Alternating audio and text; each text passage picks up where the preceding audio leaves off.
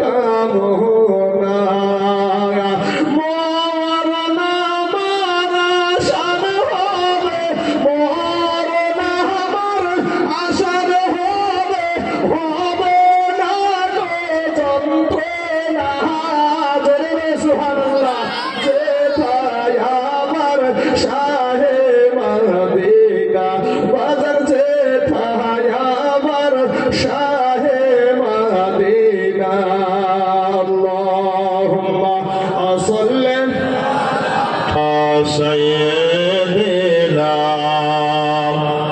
মাওলানা মুহাম্মদ ওয়া আলা আলি সাইয়্যিদিনা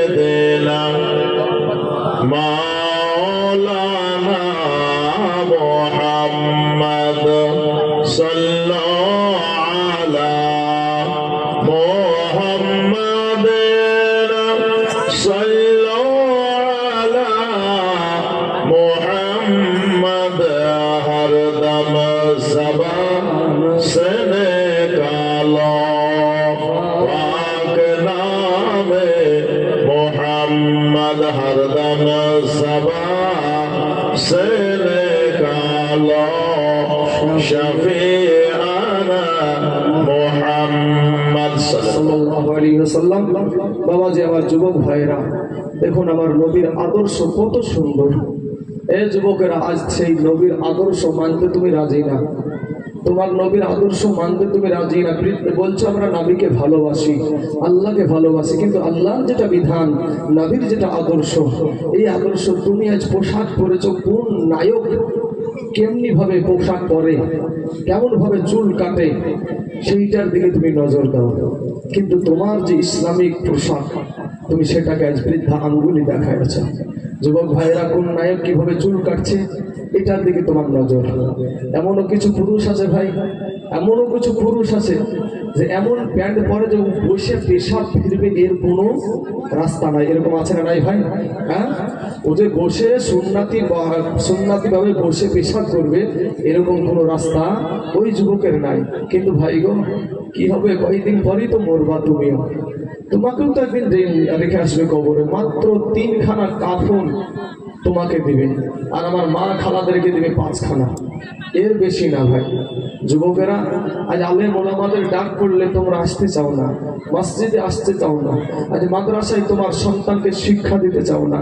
আজ সন্তানের হাতে তুলে দিয়েছো ভাইরে মোবাইল, তোমার সন্তান ফেসবুক চালায়, তোমার ছোট্ট বাচ্চা ফেসবুক চালায়। কিন্তু যত যুবক ভাইয়েরা এখানে মোবাইল চালান, ইন্টারনেটে যে সমস্ত মোবাইলগুলো আছে, এই সমস্ত মোবাইলগুলো বলেন তো ভাই, ফেসবুকে কি শুধু ভালো ছবি আসে, খারাপ ছবিও আসে?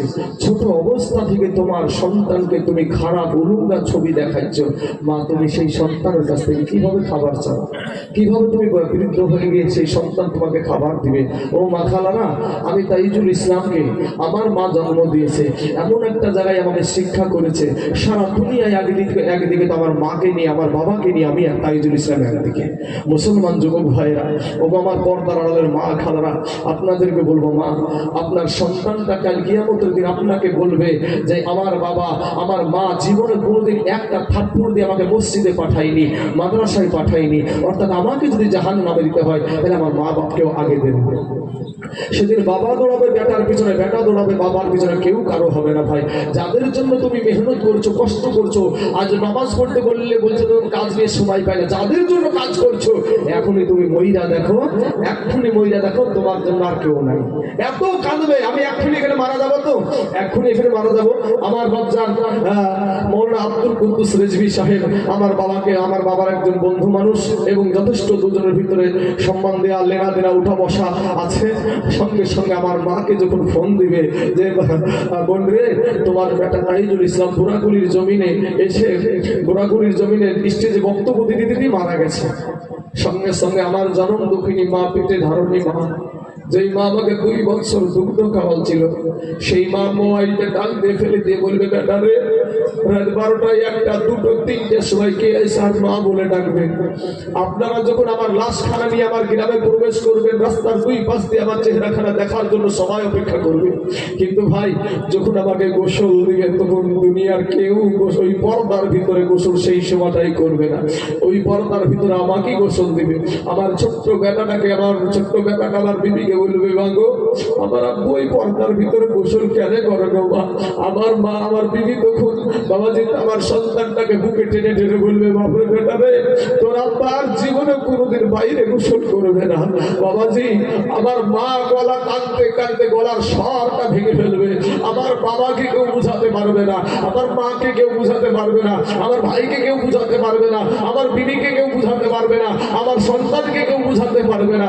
কিন্তু কবরে যখন রাখবে তখন আমাকেই রাখবে, আমাকেই রাখবে। আমার মা এত কাঁদছিল তবু আমার কবরে যাবে না, আমার বাবা এত কাঁদছিল তবু আমার কবরে যাবে না। তাই ভাইজান 3খানা কাপড় নিয়ে আপনাকে কবরে চলে যেতে হবে। আমার যুবক ভাই, তোমরা ফিরে এসো ভাই, দুনিয়ার লোভে পড়ে থাকিও না ভাই। আজকে দেখো তোমাদের মতো যুবকেরা, তোমাদের মতন নওজোয়ানেরা, আজকে তোমরা আজকে ভাই এই জায়গাটা আসতে চাই না। যারা উঠা উঠির চুলকানি চলছে বাবাজি, এই বেটাকে যদি এখন ডেকে বলি এই কি 5টা কালেমা বলতো, বেরাবে মুখ দিয়ে, মুখ দিয়ে দেখবেন একেবারে সেই হাইব্রিড একেবারে টুপি পাওয়া যায়, এক রকমের হাইব্রিড টুপি, বুঝেন? ওই একটা বিয়ে করতে গেলে যেগুলো পড়ে ওই হাইব্রিড টুপি পরে ট্যাং ট্যাং ট্যাং ট্যাং ট্যাং ট্যাং করতে করতে বিয়ে করতে চলে যাবে। যতক্ষণ বাবাজি মৌলভী সাহেব ওর মুখে কলমা না গুলাবে, ওর মুখ দিয়ে বার হবে না, ওর মুখে যখন ঠাটা পড়ে যায় আর দেশে এসে দোকানে বসে খুব পাস্তা নেই, হ্যাঁ, তখন বাবাজি ওর মুখ দিয়ে আর কথা বের হয় না। তো ভাই যুবক, আমার ভাই জানেরা, ফিরে এসো ভাই, তওবা করে আল্লাহর কাছে ক্ষমা চাও, আমার আল্লাহর কাছে ক্ষমা চাও। আমার আল্লাহ তোমার জীবনের গুনাহকে আল্লাহ মাফ করে দেবে। জোরে বলেন সুবহানাল্লাহ। বাবাজি আমার ভাই জানেরা, আমার যুবক ভাইরা, আপনার মতো নওজোয়ান যুবকেরা এই দ্বীন ইসলামকে প্রতিষ্ঠিত করেছে। কেমন করে ভাই? আমার দয়ার নবী পাশে তারা দাঁড়িয়ে আমার নবীকে সহযোগিতার হাত বাড়িয়ে দিয়েছেন। তাই মদিনার সাহাবীদের নাম দিয়েছে আনসার সাহাবী। আনসার সাহাবী বলতে কি সাহায্যকারী। আমাদের সমাজে দেখবেন কিছু মানুষ আছে বাবাজি গাউস শব্দটাকে নিয়ে খুব টানাহাজরা করে, কিরকম যে গাউস মানে তো সাহায্যকারী। তো আমরা তো জানি যে আল্লাহ হলেন সাহায্যকারী। তো এই সুন্নিরা বড় পীর আব্দুল কাদের জিলানীকে গাউস পাক বলেন, অতএব গাউস তো হলো সাহায্যকারী। তো এখানে ওরা শিরিক করছে। আল্লাহ যেহেতু সাহায্যকারী, তা আল্লাহকে সাহায্যকারী না বলে একজন মানুষকে বলছে। আপনাকে ভুল বুঝিয়ে দিল ভাই রে। আমরা বড় পীর আব্দুল কাদের জিলানী গিলানী রহমতুল্লাহ আলাইহিকে আমরা বাবাজি আল্লাহর মতো শব্দ সাহায্যকারী এটা মনে করি না, আমরা মনে করি আল্লাহর দেওয়া শক্তিতে সাহায্যকারী। যদি বলি সুবহানাল্লাহ। ভাইজান যদি তাই হয় তাহলে আমার নবীজি মদিনার সাহাবীদের নাম দিয়েছিল আনসার সাহাবী। আনসার শব্দের অর্থ হলো সাহায্যকারী। তাহলে আমার নবী কি ভাই শিরিক করেছে? নাউজুবিল্লাহি মিন যালিক। অতএব বোঝা যায় আল্লাহর দেওয়া শক্তিতে সাহায্যকারী। তো বাবাজি আমার নবীজি একদিন বাবাজি মুতার প্রান্তরে যুদ্ধ হবে, মোতার প্রান্তরে যুদ্ধ হবে। এমন সময় ভাই যুবক, ও নওজোয়ান, দিলখানা একটু নরম করে দাও ভাই। ভাইরে আমাদের ভিতরটা নরম হয় না, আমাদের ভিতরটা নরম হয় না, কারণ গুনহাই গুনহাই গুনহাই আমাদের কাজটা একেবারে পাথর হয়ে গেছে। ভাই শোনা, আমি তোমাদেরকে বলছি ভাই, একটু দিলখানা নরম করে আজকে তওবার নিয়াতে এখানে বসে থাকো ভাই। জীবনে যা করেছো তওবা করো ভাই। আল্লাহকে বলো, আল্লাহ আমার দয়া হে মওলা রে,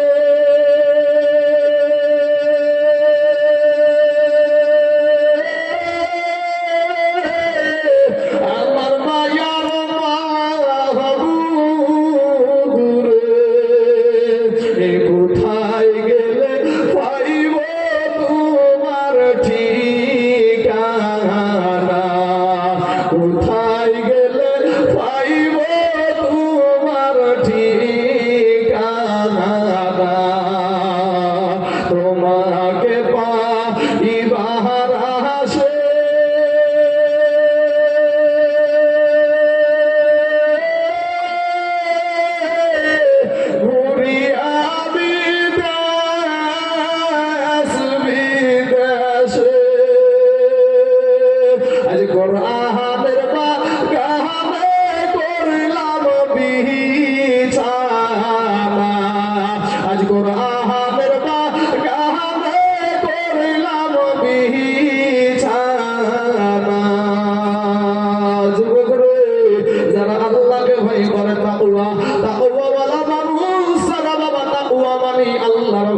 বাবা, ডানে তাকাই তবুও আল্লাহর তালাশ করে, বামে তাকাই তবুও আল্লাহর তালাশ করে, সামনে তাকাই তবুও আল্লাহর তালাশ করে, পিছনে তাকাই তবুও আল্লাহর তালাশ করে। রে যুবক, আজ আল্লাহর ডাকে কারা সাড়া দিয়েছে দেখো বাবা।